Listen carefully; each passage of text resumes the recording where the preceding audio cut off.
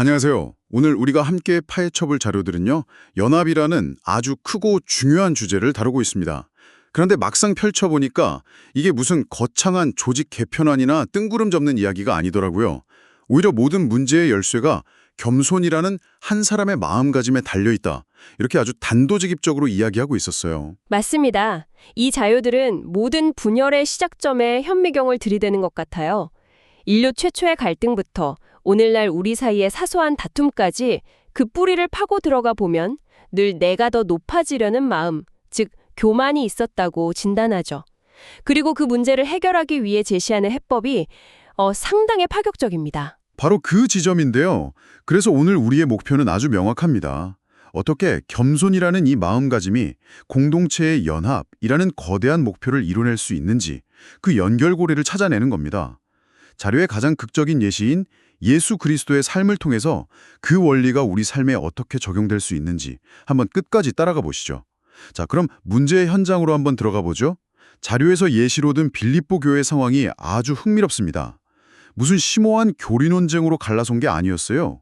원인을 파고 들어가 보니까 이기적인 야망과 헛된 영광 때문이었다는 겁니다. 이건 뭐 너무 인간적이라서 오히려 공감이 가는데요. 바로 그겁니다. 오늘날의 용어로 바꾸면 내 이익 챙기기와 관심 받고 싶은 욕구 같은 거죠. 특히 헛된 영광이라는 말이 뭐랄까 속은 텅 비었는데 겉만 부풀려진 이미지를 뜻해요. 마치 SNS에 올리기 위해 필사적으로 행복한 척하는 모습 같달까요? 재미있는 건 자료에 따르면 이 단어가 신약 성경에서 딱 한 번, 바로 여기에만 쓰였다는 거예요. 아, 정말요? 네, 그만큼 사도 바울이 이 문제를 아주 날카롭게 꼬집고 싶었다는 뜻이겠죠. 그런 지극히 개인적인 욕심들이 모여서 공동체 전체를 흔들었다는 거군요. 그런데 여기에 대한 바울의 처방이 좀 뜻밖입니다. 서로 싸우지 마세요 라거나 양보하세요 같은 직접적인 지침이 아니에요. 갑자기 그리스도 안에 위한 성령의 교제 같은 이야기를 꺼냅니다. 솔직히 좀 추상적으로 들리는데 이게 어떻게 현실적인 해결책이 될 수 있다는 거죠? 아주 중요한 질문입니다.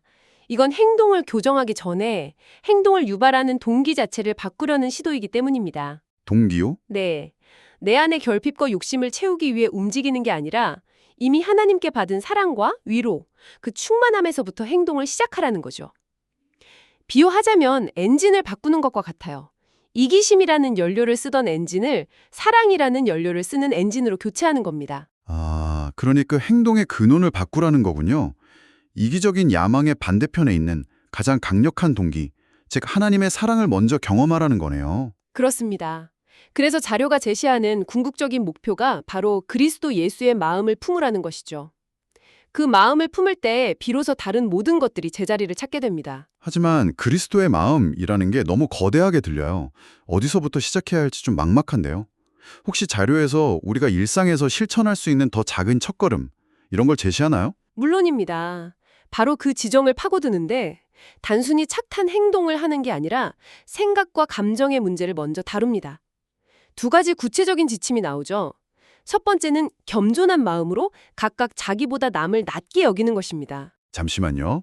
모든 사람을 나보다 낮게 여기라니 그게 현실적으로 가능한가요?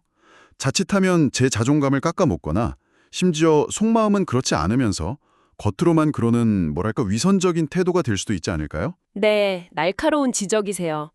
그래서 여기서 말하는 낮게 여긴다는 건 능력이나 지위를 비교해서 나를 깎아내리라는 의미가 아닙니다. 그보다는 그 사람의 가치와 중요성을 나 자신만큼 혹은 그 이상으로 존중하라는 의미에 더 가까워요. 아, 내가 소중한 만큼 저 사람도 소중하고 내게 중요한 일이 있는 것처럼 저 사람에게도 그만의 중요한 사정이 있다는 걸 인정하는 태도죠. 그런 의미군요. 자기 비하가 아니라 타인에 대한 존중이 핵심이네요. 그럼 두 번째 지침은 뭔가요? 각각 자기 일을 돌볼 뿐더러 또한 각각 다른 사람들의 일을 돌보아 나의 기쁨을 충만하게 하라는 것입니다. 이게 정말 어려운데요. 자료에서 대화 습관에 대한 아주 뼈아픈 예시를 들어요. 우리는 보통 상대방의 말을 경청하는 게 아니라 그 말을 듣는 동안 나는 뭐라고 대답하지? 이걸 고민한다는 겁니다. 와, 정말 찔리는데요. 상대방의 이야기에 집중하는 게 아니라 내 차례를 기다리고 있는 거죠. 내 주장을 어떻게 더 잘 펼칠까, 어떻게 반박할까, 그 생각만 하고 있는 겁니다. 그러니 진정한 소통이 될 리가 없고요. 바로 그게 갈등의 시작점입니다. 그래서 자료는 의식적으로 상대방의 관점을 이해하려고 노력하고 적극적으로 질문하며 듣는 것이 신뢰를 쌓는 첫걸음이라고 제안합니다. 하지만 결국 이런 인간적인 노력을 넘어 공동체의 조화를 이루게 하시는 궁극적인 힘은 성령에게서 온다고 강조해요. 우리 모두가 하나님의 아들을 믿는 것과 아는 일에 하나가 될 때 비로소 진정한 연합이 가능하다는 거죠. 이심과 교만으로 똘똘 뭉친 이 마음을 대체 어떻게 바꿀 수 있는 걸까요? 솔직히 제 의지로는 안 될 것 같거든요. 바로 그 지점에서 아주 현대적인 비유가 등장합니다. 과학자들이 인간의 뇌를 컴퓨터에 연결하려는 시도를 언급하죠. 아, 그 비유가 정말 와닿네요. 우리가 이미 미디어나 세상의 가치관에 의해 하나의 운영체제처럼 프로그래밍 되어 있다는 말이잖아요. 나도 모르는 사이에 내 생각과 판단 기준이 그렇게 설정되어 버린 거죠. 이걸 우리 힘으로 포맷할 수 없다는 말이 좀 절망적으로 들리기도 하고요. 정확합니다. 자료의 입장은 아주 단호해요. 우리는 스스로의 마음을 바꿀 수 없다는 겁니다. 예레미야서의 표현을 빌리자면 인간의 마음은 만물보다 거짓되고 심히 부패했다고 말합니다. 여기서 부패했다는 히브리어 아코브는 단순히 썩었다는 뜻을 넘어서요, 뒤틀리고 구부러졌다는 의미를 가집니다. 뒤틀리고 구부러졌다. 네, 이미 근본부터 휘어버린 쇠를 인간의 힘으로 다시 펼 수 없다는 거죠. 그렇다면 희망이 없는 건가요? 이 프로그래밍을 바꿀 방법은 정녕 없는 겁니까? 아니요, 방법이 있습니다. 다만 그 주체가 내가 아닐 뿐이죠. 오직 이 마음을 설계하신 창조주만이 이 수술을 하실 수 있습니다. 그리고 자료는 그 수술 도구가 바로 성령의 검, 곧 하나님의 말씀이라고 이야기합니다. 아, 성경을 단순히 좋은 글 모음이 아니라 내 마음을 수술하는 메스로 봐야 한다는 거군요. 관점이 완전히 달라지네요. 말씀이라는 날카로운 메스가 우리 마음 가장 깊은 곳까지 들어와서 그 뒤틀린 부분을 잘라내고 이기적인 동기들을 드러내고 새로운 마음을 심어준다는 겁니다. 로마서 12장 2절의 표현처럼 마음을 새롭게 함으로 변화를 받는 신적인 개입, 이것이 유일한 해답이라고 자료는 말하고 있습니다. 자, 그럼 우리의 목표인 그리스도의 마음이 구체적으로 어떤 모습인지 살펴봐야겠습니다. 말로만 겸손이 아니라 그 실제 모델을 봐야 제대로 이해할 수 있을 테니까요. 자료가 이 부분에 상당한 분량을 할애하더군요. 네, 이 부분이 전체 내용의 심장부라고 할 수 있습니다. 빌립보서 2장 5절에서 8절까지의 내용은 겸손이라는 개념을 인류 역사상 가장 극적인 방식으로 보여주거든요. 자료는 이걸 4단계로 아름답게 분석합니다. 첫째, 그분의 원래 지위입니다. 그분은 근본 하나님의 본체셨다고 말합니다. 이 본체라는 헬라어는 겉모습이 아니라 바꿀 수 없는 본질을 의미해요. 즉, 그분은 처음부터 하나님과 동등한 완전한 신성을 가지신 분이었습니다. 모든 것을 가지신 분, 그게 출발점이었군요. 맞습니다. 그런데 두 번째, 그분의 행동이 나옵니다. 오히려 자기를 비워. 여기서 엄청난 신학적 논쟁이 있었죠. 자기를 비웠다는 게 신의 길을 포기했다는 뜻일까? 자료는 그게 아니라고 분명히 선을 긋습니다. 신성을 버린 것이 아니라 하나님으로서 당연히 누릴 수 있는 모든 특권과 영광을 스스로 내려놓으셨다는 의미입니다. 아, 우주의 통치자가 자신의 권리를 포기하는 선언을 한 셈이죠. 그러니까 신성을 버린 게 아니라 신으로서의 특권을 잠시 내려놓으셨다는 말씀이시죠? 그 차이가 정말 중요하겠네요. 굉장히 중요합니다. 그리고 그 낮아지심은 여기서 멈추지 않아요. 세 번째, 종의 형체를 가지사. 여기서 종을 뜻하는 헬라어 둘로스는 일반적인 하인이 아니라 주인의 소유물로 여겨지던 노예를 의미합니다. 창조주가 노예가 되셨다. 네, 창조주가 스스로 가장 낮은 피조물의 신분이 되신 겁니다. 상상조차 하기 힘든 역전이죠. 그리고 그 끝은 더 깊은 곳으로 향하죠. 맞습니다. 네 번째 단계는 그분의 궁극적인 구류, 바로 십자가의 죽으심입니다. 십자가는 당시 로마에서 가장 극악한 죄수에게나 대리는 가장 수치스럽고 고통스러운 사형 방식이었거든요.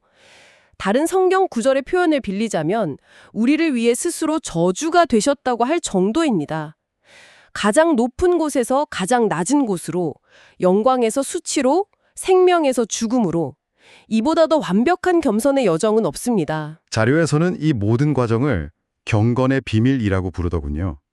우리가 평생을 연구해도 그 깊이를 다 이해할 수 없는 신비라는 뜻이겠죠. 우주를 만드신 분이 먼지 같은 우리를 위해 그런 비참한 모습의 인간이 되셨다는 사실 말입니다. 그것이 바로 사랑의 최종적인 증거이자 궁극적인 역설입니다. 그리고 이 모든 것이 어떤 우발적인 사건이 아니라 창세전부터 성부와 성자 사이에 있었던 평화의 의논 가운데 계획된 일이었다는 점을 자료는 강조합니다. 이 위대한 희생은 위대함이라는 단어의 의미를 완전히 재정의했습니다. 아, 위대함의 재정의라. 네, 위대함이란 더 높이 올라가는 것이 아니라 다른 일을 위해 기꺼이 낮아지는 섬김이라는 것을 온몸으로 보여준 사건이니까요. 자, 오늘 정말 깊은 이야기를 나눴습니다. 교만 때문에 생긴 작은 교회의 분열 문제에서 시작해서 우주적인 스케일의 경건의 비밀까지 닿았네요. 이 모든 것을 살펴본 후 우리가 붙잡아야 할 가장 큰 깨달음은 뭘까요? 결국 모든 열쇠는 이 경건의 비밀, 즉 그리스도께서 우리를 위해 하신 일을 얼마나 깊이 생각하느냐에 달려 있다는 겁니다.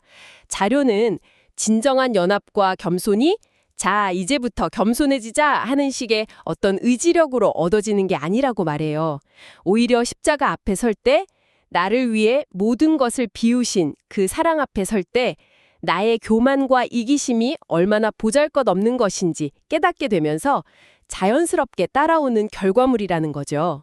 해결책이 내 안에 있는 게 아니라 내 밖에 있는 그리스도를 바라보는 데 있다는 말씀이시군요. 마지막 자료에 인용된 글귀가 떠오르네요. 하나님의 사랑을 우리가 영원히 연구해도 결코 완전히 이해할 수 없는 끝없는 바다에 비유한 부분이요. 그리고 그것이 바로 오늘 당신께 남겨드릴 마지막 생각으로 이어집니다. 이 자료들은 우리에게 십자가를 단지 나를 구원한 과거의 역사적 사건으로만 생각하지 말고 오늘 내가 맺는 모든 인간관계를 위한 일상의 모범어로 삼으라고 도전하고 있습니다. 그래서 당신이 깊이 생각해볼 질문은 이것입니다.